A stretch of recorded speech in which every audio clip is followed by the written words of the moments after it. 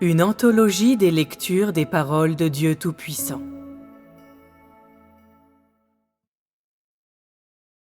Ceux qui aiment Dieu vivront éternellement dans sa lumière.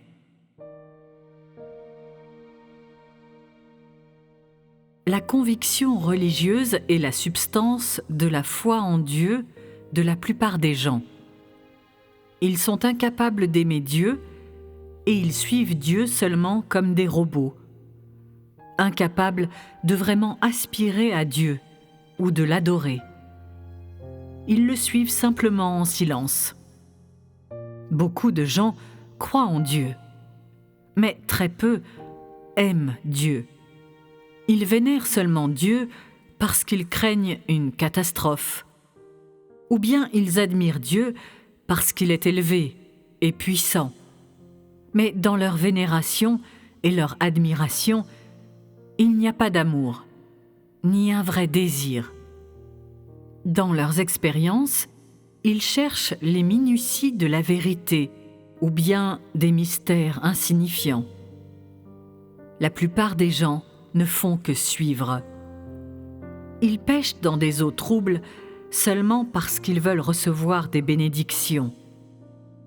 Ils ne cherchent pas la vérité, ni n'obéissent vraiment à Dieu pour recevoir les bénédictions de Dieu. La vie de foi des gens qui croient en Dieu n'a pas de sens. Elle est sans valeur et ne comprend que leur considération et leur poursuite personnelle. Ils ne croient pas en Dieu pour aimer Dieu, mais parce qu'ils veulent être bénis. Beaucoup de gens agissent à leur gré. Ils font ce qu'ils veulent et ne considèrent jamais les intérêts de Dieu, ni ne vérifient si leurs actions sont en accord avec la volonté de Dieu. Ces gens ne peuvent même pas acquérir la vraie foi, encore moins aimer Dieu. La substance de Dieu permet non seulement de croire en lui, mais aussi de l'aimer. Mais un grand nombre de croyants en Dieu sont incapables de découvrir ce secret. Et les gens n'osent pas aimer Dieu et n'iraient pas l'aimer. Ils n'ont jamais découvert qu'il y a tant de choses aimables en Dieu. Ils n'ont jamais découvert que Dieu est le Dieu qui aime l'homme et qu'il est le Dieu qui s'offre pour être aimé par l'homme. La tendresse de Dieu est exprimée dans son œuvre. Les gens découvrent sa tendresse seulement quand ils expérimentent son œuvre. Ils peuvent apprécier la tendresse de Dieu seulement dans leurs expériences réelles. Sans l'observer réellement dans la vie, personne ne peut découvrir la tendresse de Dieu. Il y a tellement d'amour en Dieu, mais les gens sont incapables de le découvrir sans réellement entrer en relation avec lui. Autrement dit, si Dieu ne devenait pas chair, les gens seraient incapables de réellement entrer en relation avec lui. Et s'ils étaient incapables d'entrer en relation avec lui, ils ne pourraient pas expérimenter son œuvre, et ainsi leur amour de Dieu serait entremêlé de beaucoup de fausseté et d'imagination. Aimer Dieu qui est dans le ciel n'est pas aussi réel qu'aimer Dieu qui est sur la terre, car la connaissance que les gens ont de Dieu qui est dans le ciel est fondée sur leurs imaginations, plutôt que sur ce qu'ils ont vu de leurs propres yeux et ce qu'ils ont personnellement expérimenté. Quand Dieu vient sur la terre, les gens peuvent voir ses actes réels et sa tendresse, et ils peuvent voir complètement son tempérament réel et normal. Cela est 1000 fois plus réel que la connaissance de Dieu qui est dans le ciel. Peu importe à quel point les gens aiment Dieu dans le ciel, il n'y a rien de réel dans cet amour. Il est rempli d'idées humaines. Peu importe qu'ils aiment très peu Dieu sur la terre, cet amour est réel. Même si cet amour est infime, il est encore réel. Dieu amène les gens à le connaître par une œuvre réelle, et par cette connaissance, ils gagnent leur amour. C'est comme avec Pierre. S'il n'avait pas vécu avec Jésus, il lui aurait été impossible d'adorer Jésus. Ainsi donc, sa loyauté envers Jésus était fondée sur sa relation avec Jésus. Pour amener l'homme à l'aimer, Dieu est venu parmi les hommes, et il vit avec les hommes, et tout ce qu'il permet à l'homme de voir et d'expérimenter est la réalité de Dieu. Dieu utilise la réalité et l'existence des faits pour perfectionner les gens. Les paroles de Dieu accomplissent une partie de son perfectionnement des gens. Les paroles font partie de l'œuvre de guidage et d'ouverture de la voie. Autrement dit, dans les paroles de Dieu, tu dois trouver le chemin de la pratique et la connaissance des visions. En comprenant cela, l'homme découvrira un chemin et des visions pendant qu'il pratique réellement et pourra être éclairé par les paroles de Dieu. Il pourra comprendre que cela vient de Dieu et pourra discerner entre beaucoup de choses. Après avoir compris, il doit entrer immédiatement dans cette réalité et doit utiliser les paroles de Dieu pour satisfaire Dieu dans sa vie réelle. Ensuite, Dieu te guidera en toutes choses et il te donnera un chemin de pratique, te fera sentir que Dieu est très aimable et te permettra de voir que chaque étape de l'œuvre de Dieu en toi a le but de te perfectionner. Si tu veux voir l'amour de Dieu, si tu veux vraiment faire l'expérience de l'amour de Dieu, alors tu dois pénétrer dans la réalité en profondeur. Tu dois pénétrer dans la vie réelle en profondeur. Et tu dois voir que tout ce que Dieu fait est amour et salut, et qu'il agit pour que les gens puissent abandonner ce qui est impur, et pour raffiner en eux les choses qui ne satisfont pas la volonté de Dieu.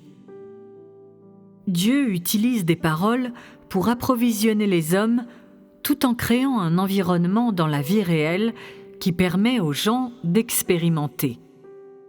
Si les gens mangent et boivent plusieurs paroles de Dieu, alors quand ils les mettront réellement en pratique, ils pourront résoudre toutes les difficultés de leur vie en utilisant ces nombreuses paroles de Dieu. Cela veut dire que tu dois avoir les paroles de Dieu pour pénétrer profondément dans la réalité. Si tu ne manges pas et ne bois pas les paroles de Dieu, et si tu restes sans l'œuvre de Dieu, alors tu n'auras aucun chemin dans la vie réelle.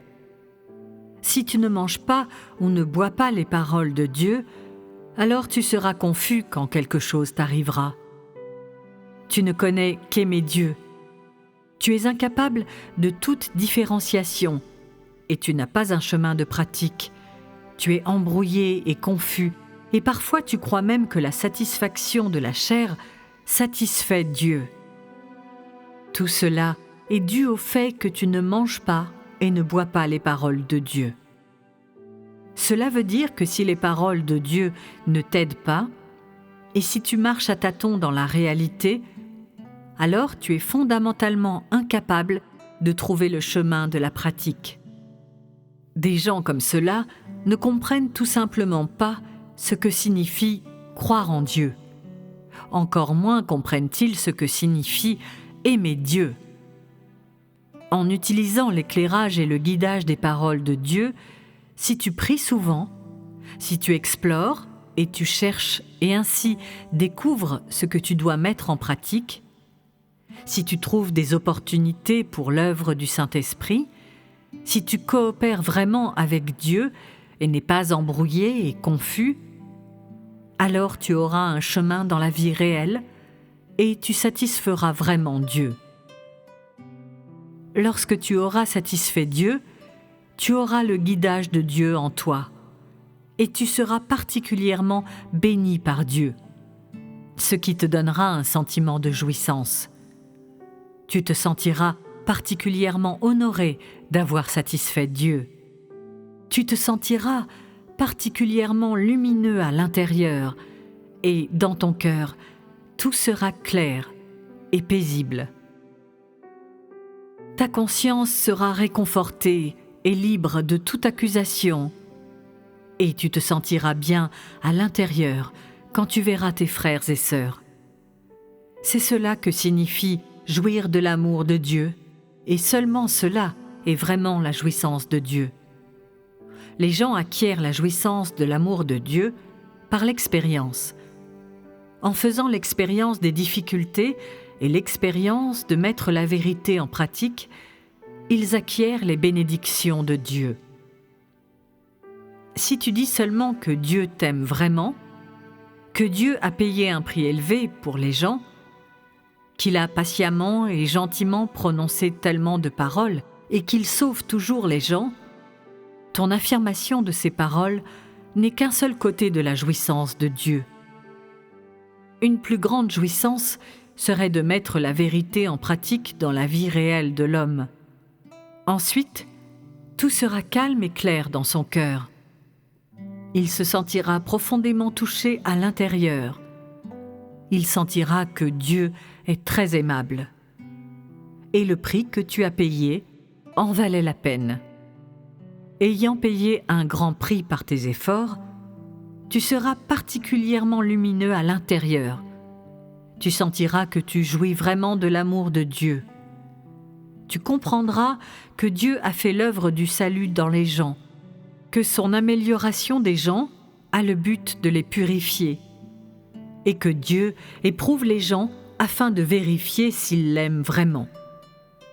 Si tu mets toujours la vérité en pratique de cette façon, tu acquerras graduellement une connaissance claire d'une grande partie de l'œuvre de Dieu.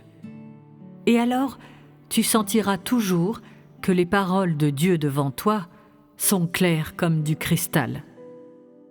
Si tu peux clairement comprendre la vérité en profondeur, tu sentiras que toutes choses sont faciles à mettre en pratique, que tu peux régler cette question, surmonter cette tentation, et tu verras que rien n'est un problème pour toi, ce qui te rendra libre et te délivrera. À ce moment-là, tu jouiras de l'amour de Dieu, et le vrai amour de Dieu reposera sur toi. Dieu bénit ceux qui ont des visions, qui ont la vérité, des connaissances, et qui l'aiment vraiment. Si les gens veulent voir l'amour de Dieu, ils doivent mettre la vérité en pratique dans la vie réelle. Ils doivent être prêts à endurer la douleur et à abandonner ce qu'ils aiment pour satisfaire Dieu, et malgré les larmes dans leurs yeux, ils doivent encore pouvoir satisfaire le cœur de Dieu. Ainsi, Dieu te bénira certainement. Et si tu endures des difficultés comme celle-là, tu verras ensuite l'œuvre du Saint-Esprit. Par la vie réelle et par l'expérience des paroles de Dieu, les gens peuvent voir la beauté de Dieu, et seulement s'ils ont goûté à l'amour de Dieu, peuvent-ils l'aimer vraiment. Plus tu mets la vérité en pratique, plus tu possèdes la vérité. Plus tu mets la vérité en pratique, plus tu possèdes l'amour de Dieu. Et plus tu mets la vérité en pratique, plus tu es béni par Dieu. Si tu pratiques toujours de cette façon, tu verras progressivement l'amour de Dieu en toi. Et tu connaîtras Dieu comme Pierre le connaissait. Pierre a dit que Dieu n'a pas seulement la sagesse de créer les cieux, la terre et toutes choses, mais en plus qu'il a aussi la sagesse de faire du vrai travail dans les gens. Pierre a dit qu'il est non seulement digne de l'amour des gens à cause de sa création des cieux, de la terre et de toutes choses en eux, mais aussi à cause de sa capacité de créer l'homme, de sauver l'homme, de perfectionner l'homme et de léguer son amour à l'homme. Pierre, lui aussi, a dit qu'il est digne de l'amour de l'homme. Pierre a dit à Jésus : « N'es-tu pas digne de l'amour des gens à cause de beaucoup plus que la création des cieux, de la terre et de toutes choses en eux, il y a plus en toi qui est adorable. Tu agis et circules dans la vie réelle.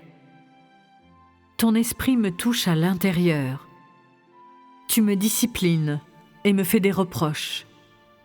Ces choses sont encore plus dignes de l'amour des gens. Si tu veux voir et expérimenter l'amour de Dieu, alors tu dois explorer et chercher dans la vie réelle, et tu dois être prêt à mettre de côté ta propre chair. Tu dois prendre cette résolution.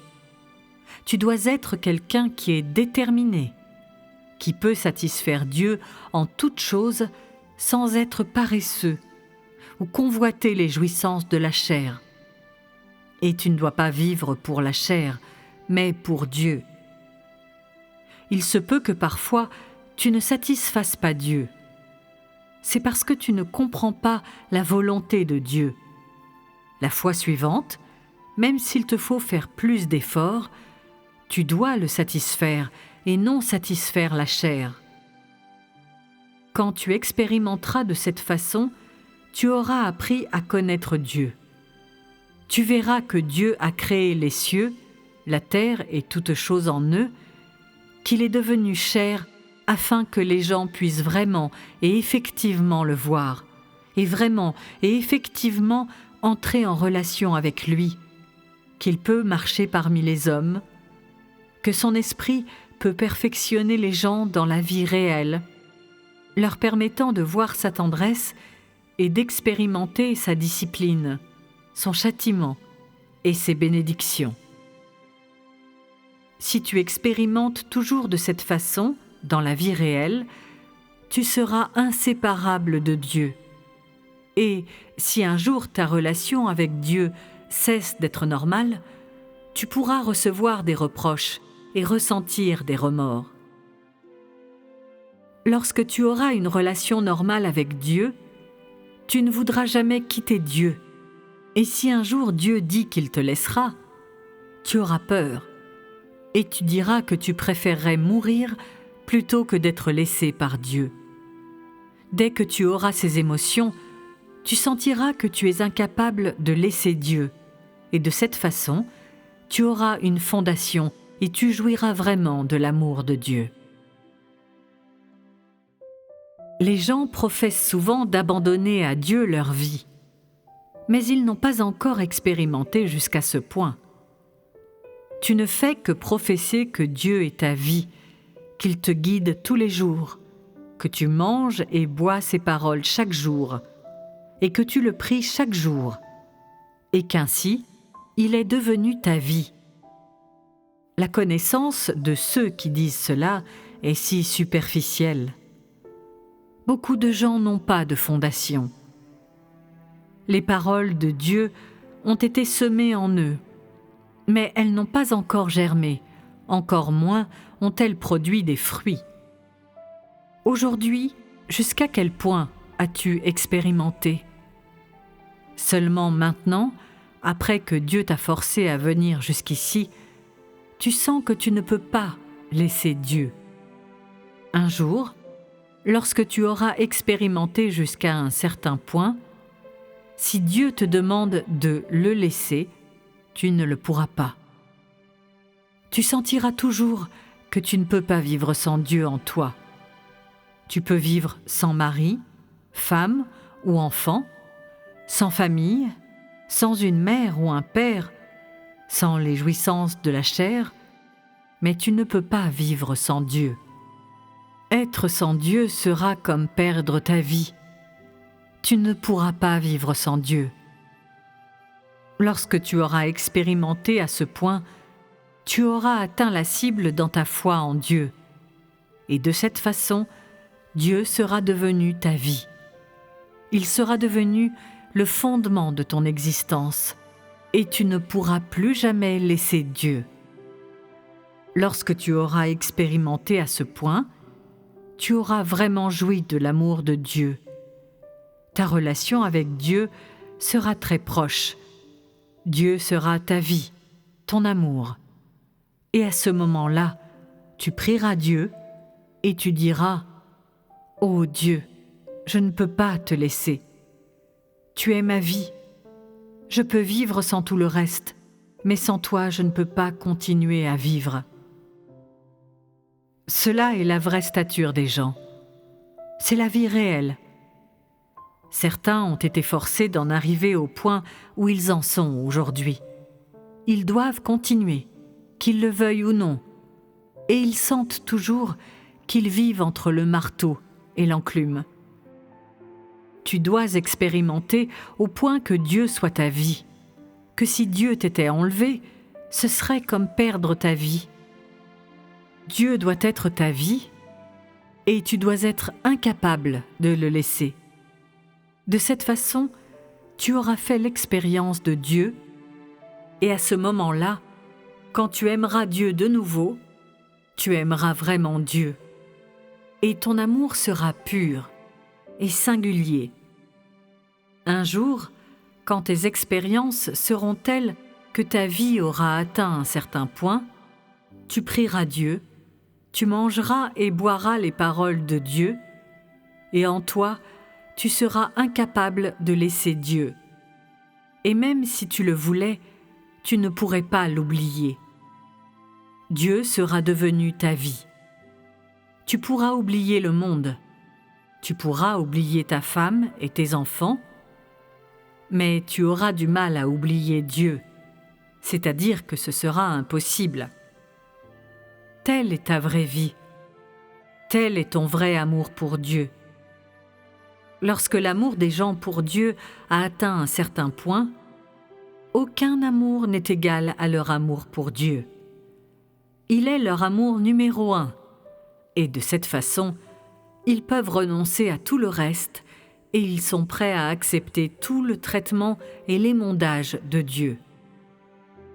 Lorsque tu auras atteint un amour de Dieu qui surpasse toute autre chose, tu vivras dans la réalité et dans l'amour de Dieu. Dès que Dieu devient la vie des gens, ils deviennent incapables de laisser Dieu. Cela n'est-il pas l'action de Dieu ? Il n'y a pas de plus grand témoignage. Dieu a travaillé jusqu'à un certain point.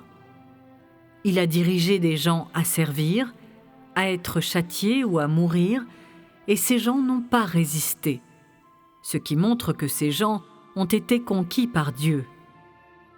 Les gens qui ont la vérité sont ceux qui, dans leurs expériences réelles, peuvent rester solides dans leur témoignage, rester solides dans leur position, se tenir debout du côté de Dieu, sans jamais reculer, et qui peuvent avoir une relation normale avec les gens qui aiment Dieu. Quand des choses leur arrivent, ces gens obéissent à Dieu complètement et peuvent obéir à Dieu jusqu'à la mort. Ta pratique et tes révélations dans la vie réelle sont le témoignage de Dieu. Elles sont la vie de l'homme et le témoignage de Dieu, et cela est vraiment la jouissance de l'amour de Dieu. Lorsque tu auras expérimenté à ce point, l'effet escompté aura été acquis. Tu vis vraiment et chacune de tes actions est admirée par les autres. Ton apparence est banale, mais tu vis une vie très pieuse. Et lorsque tu communiques les paroles de Dieu, tu es guidé et éclairé par Dieu. Tu es capable d'exprimer la volonté de Dieu par tes paroles, de communiquer la réalité, et tu comprends bien le service en esprit.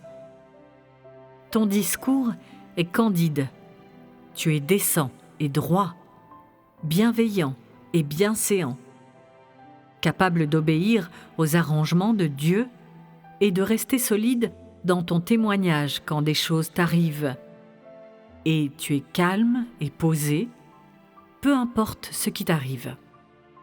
Ce genre de personne a vraiment vu l'amour de Dieu. Certains sont encore jeunes, mais agissent comme s'ils étaient plus âgés.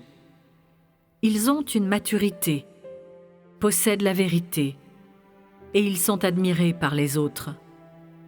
Ces gens ont le témoignage et sont la manifestation de Dieu.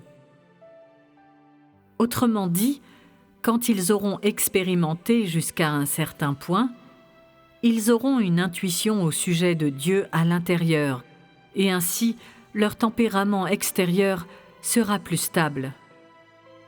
Beaucoup de gens ne mettent pas la vérité en pratique et ne restent pas solides dans leur témoignage. Ces gens n'ont pas d'amour pour Dieu, n'ont pas le témoignage de Dieu.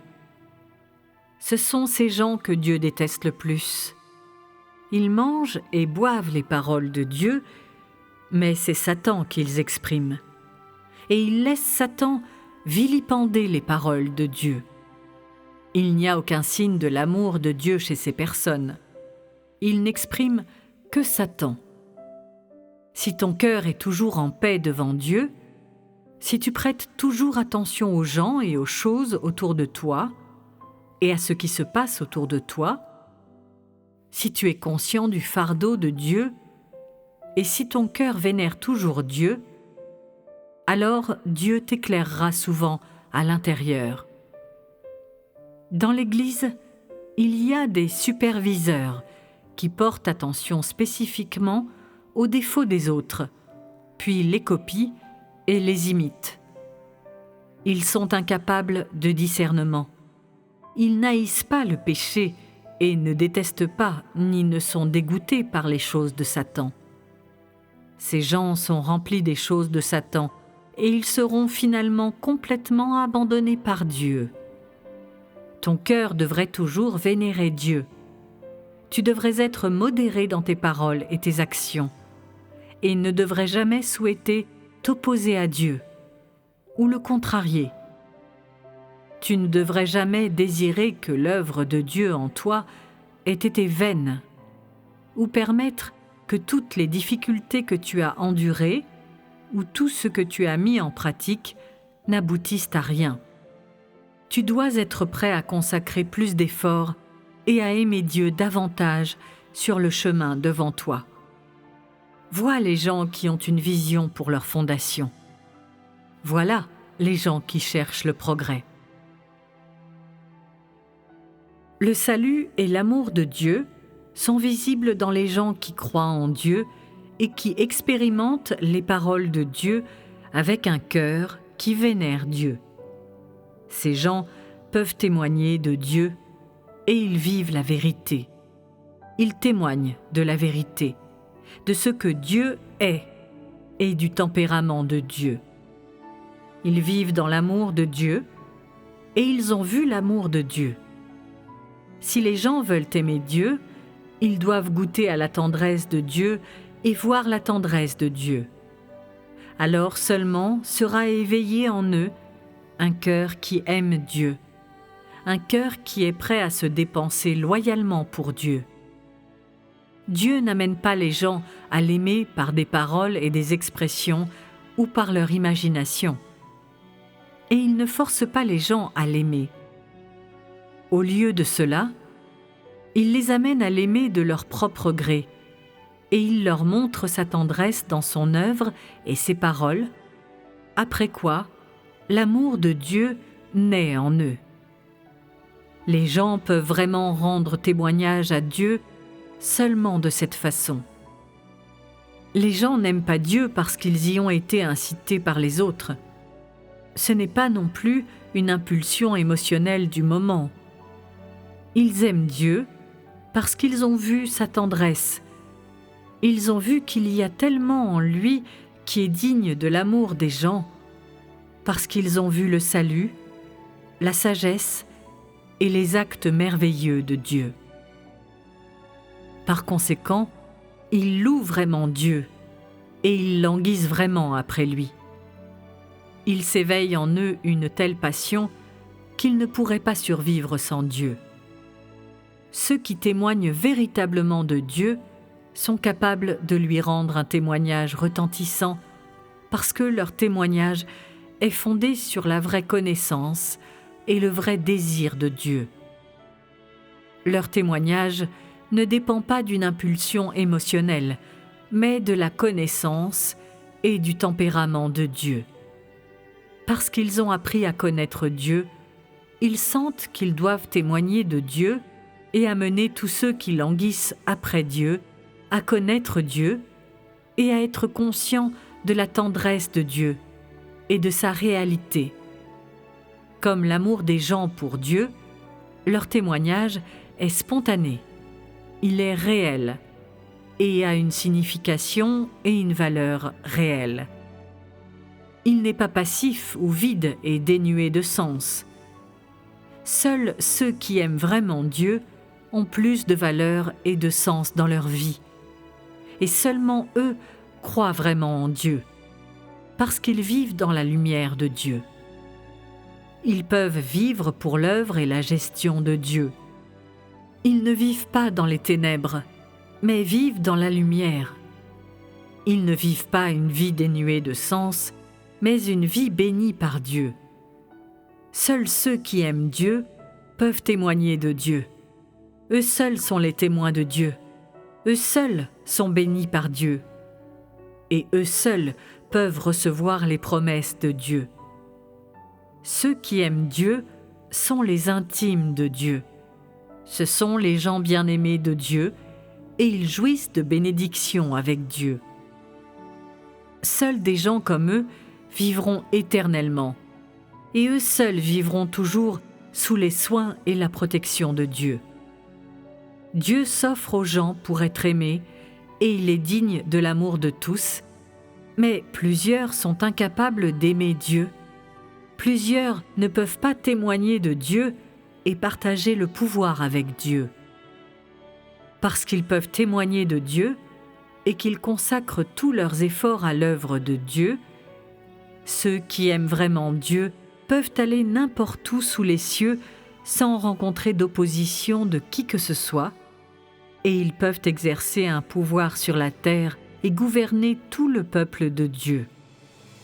Ces gens se sont rassemblés de partout dans le monde. Ils parlent des langues différentes, la couleur de leur peau est différente, mais leur existence a le même sens. Ils ont tous un cœur qui aime Dieu.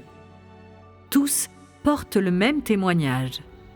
Ils ont la même résolution et le même désir. Ceux qui aiment Dieu peuvent circuler librement à travers le monde. Ceux qui témoignent de Dieu peuvent voyager à travers l'univers. Ces gens sont bien aimés par Dieu. Ils sont bénis par Dieu et ils vivront éternellement dans sa lumière.